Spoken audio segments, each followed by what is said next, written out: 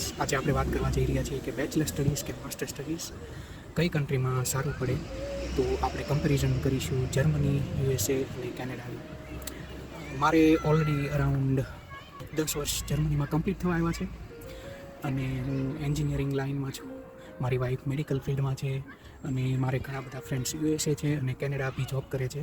તો આ બધા ઇનપુટ્સ લઈને આજે આપણે અલગ અલગ ક્રાઇટેરિયા પર આ ત્રણેય કન્ટ્રી કમ્પેર કરીશું. ફોર એક્ઝામ્પલ, જોબ ઓપોર્ચ્યુનિટીઝ ક્યાં સારી છે, સેલેરી સ્ટ્રક્ચર કઈ કન્ટ્રીમાં કેવું છે, ટ્રાન્સપોર્ટેશન, હાઉસિંગ કઈ રીતે છે, વર્ક લાઈફ બેલેન્સ ક્યાં સારું છે, ટેક્સ સિસ્ટમ કઈ રીતે છે, વિઝાની, પરમનન્ટ રેસિડન્સની પોસિબિલિટી ક્યાં વધુ છે, પેરેન્ટ્સને લોંગ ટર્મ આપણે બોલાવવું હોય તો કઈ કન્ટ્રીમાં વધુ સારું પડે, હેલ્થ રિલેટેડ મેટરમાં કઈ કન્ટ્રી સારી છે.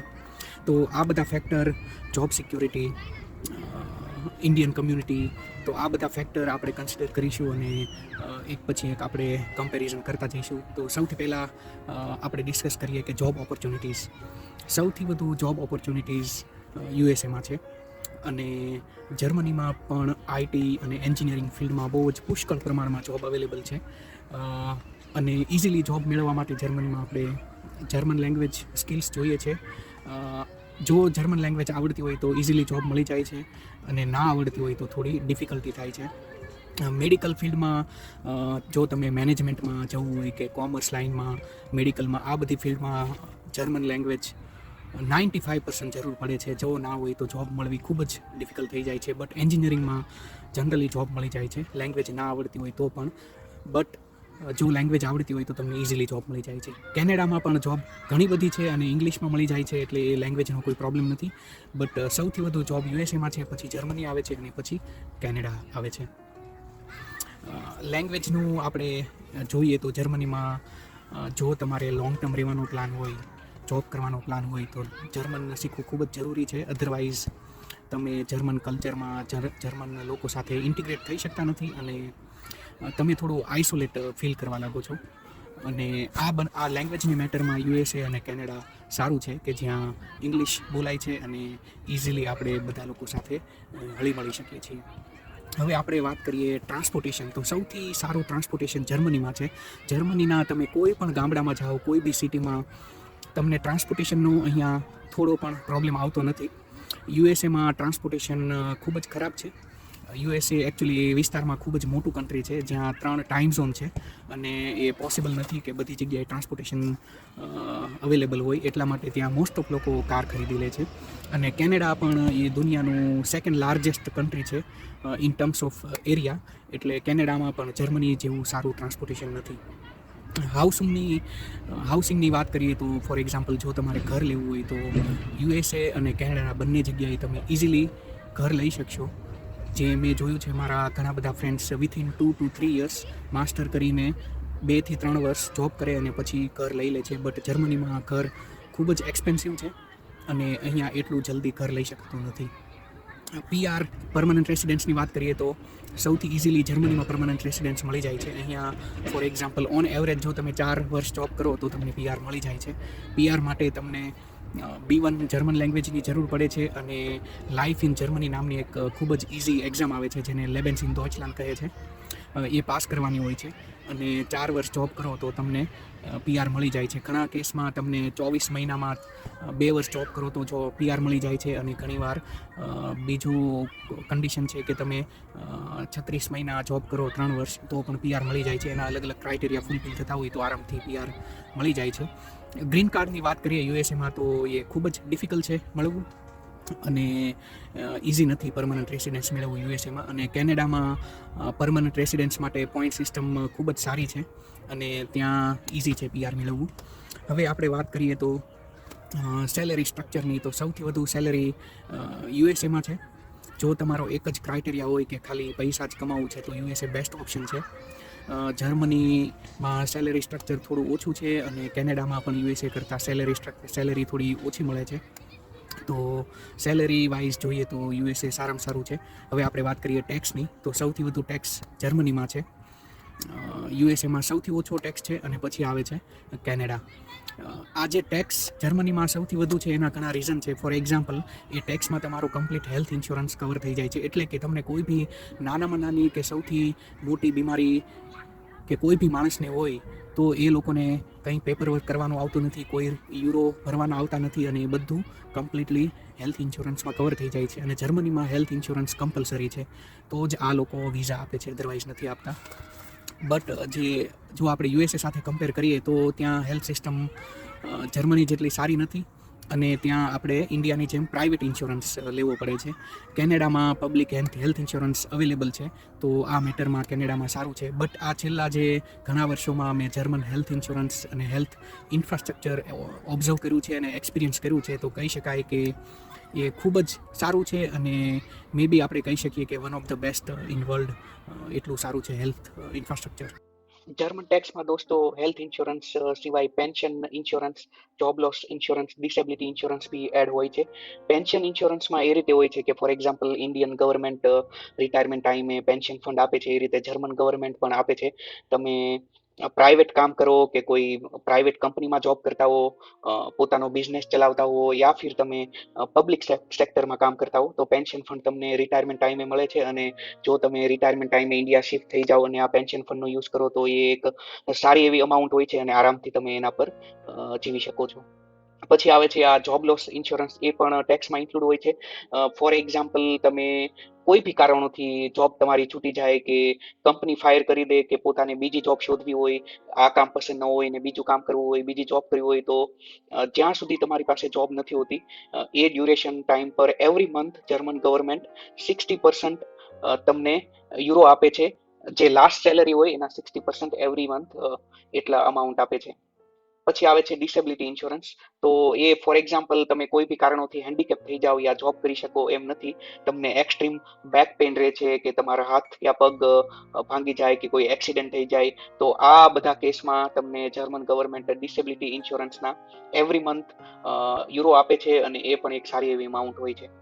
તો આ બધા ઇન્સ્યોરન્સ જે જર્મન ટેક્સમાં ઓલરેડી ઇન્ક્લુડેડ છે, જે બીજી કન્ટ્રીઝમાં યુએસએ અને કેનેડામાં ઇન્ક્લુડ નથી. અને આ ઇન્સ્યોરન્સથી આપણી લાઈફ અહીંયા જર્મનીમાં ખૂબ જ સેફ થઈ જાય છે, અને કોઈ બી કન્ડિશનમાં આપણને જર્મન ગવર્મેન્ટ સપોર્ટ કરે છે, જે ખૂબ જ એક પ્લસ પોઈન્ટ છે જર્મન ટેક્સ સિસ્ટમનો. અને એક ઇમ્પોર્ટન્ટ પોઈન્ટ એ કે આ બધા ઇન્સ્યોરન્સમાં કોઈ ટાઈપની આપણે મગજમારી કરવી નથી પડતી. જર્મન ગવર્મેન્ટ સ્ટાન્ડર્ડ એ લોકોના રૂલ છે, અને કોઈ બી કેસમાં એ લોકો ટ્રાય નથી કરતા કે આપણને ઇન્સ્યોરન્સ ન મળે. અને ફોર એક્ઝામ્પલ ઇન્ડિયામાં ઘણી ઇન્સ્યોરન્સ કંપની એવા માણસો સ્પેશિયલી રાખે છે કે જે કસ્ટમરને ઇન્સ્યોરન્સ કઈ રીતે ક્લેમ ના થાય એ માટે એફર્ટ લગાવે છે. તો આ રીતે જર્મનીમાં નથી હોતું, ને આ જર્મન ગવર્મેન્ટ આ મેટરમાં ખૂબ જ સારી છે અને ખૂબ જ સપોર્ટ કરે છે, અને જનરલી બધા જ કેસમાં બધા લોકોને ઇન્સ્યોરન્સના રૂપિયા મળતા હોય છે. હવે આપણે વાત કરીએ તો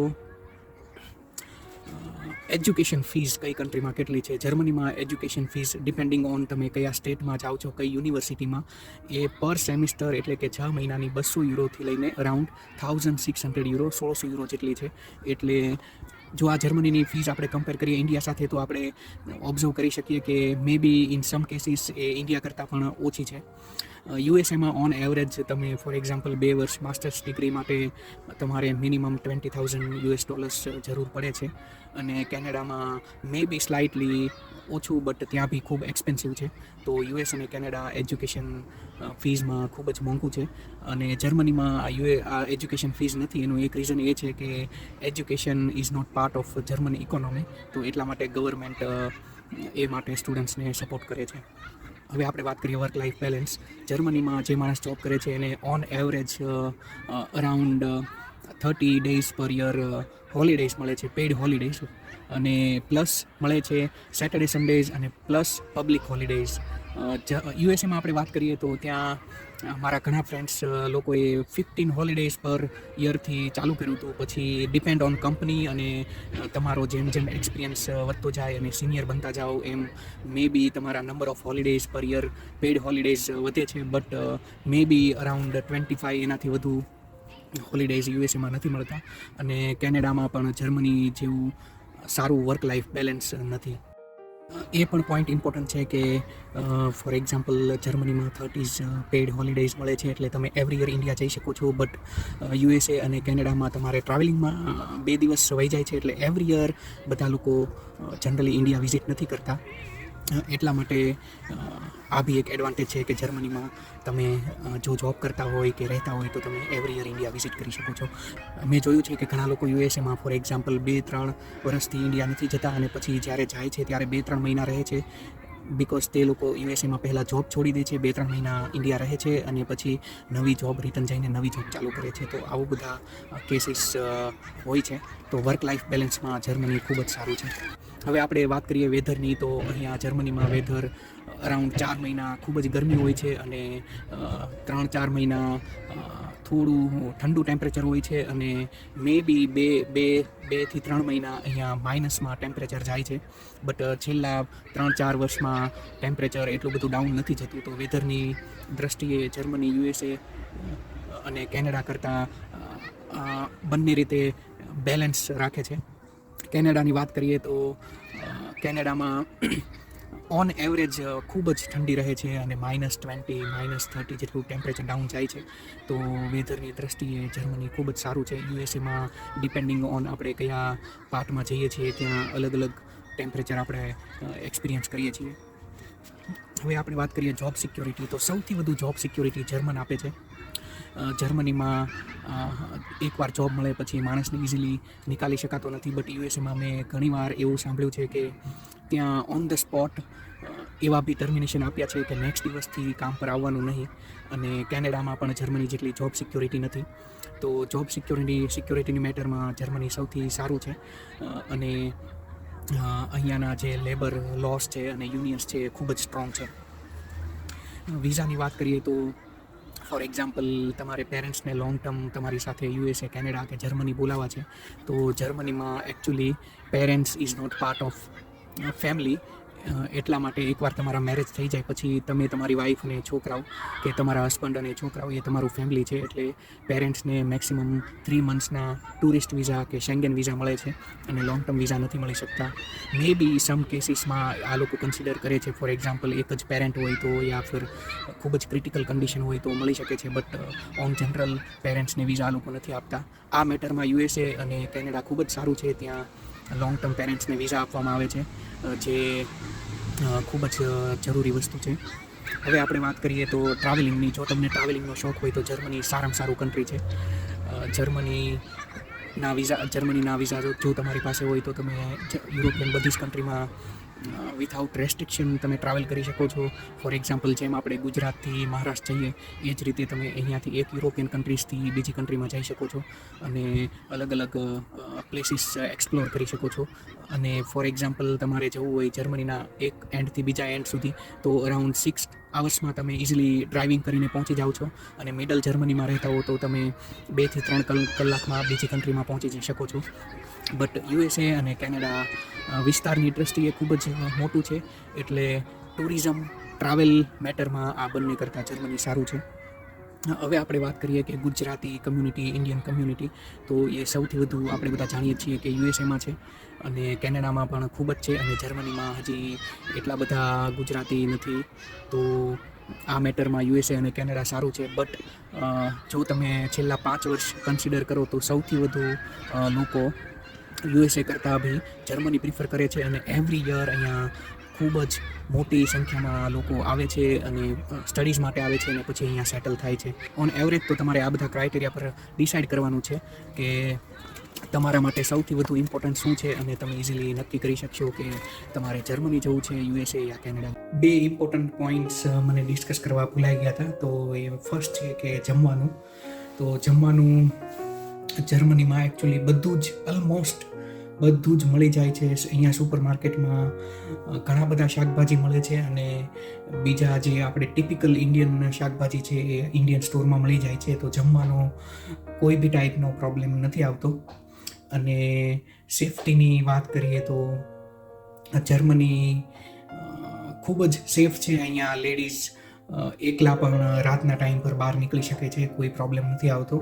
અને કમ્પેર ટુ ઇન્ડિયા જર્મની ખૂબ જ સેફ કન્ટ્રી છે. લેડીઝ માટે પણ ખૂબ જ સેફ છે. બિકોઝ અહીંયા તમે બહાર નીકળો તો તમને મોસ્ટ ઓફ લેડીઝ બહાર દેખાય છે. કેમ કે World War II પછી અહીંયા મેલ લોકોના બહુ બધા ડેથ થયા હતા. એટલે લેડીઝ લોકોએ આખું જર્મની ઊભું કર્યું છે અને ખૂબ જ સેફ કન્ટ્રી છે. હોપફુલી આ બધું ઇન્ફોર્મેશન તમને કામમાં આવ્યું હોય. Thank you friends.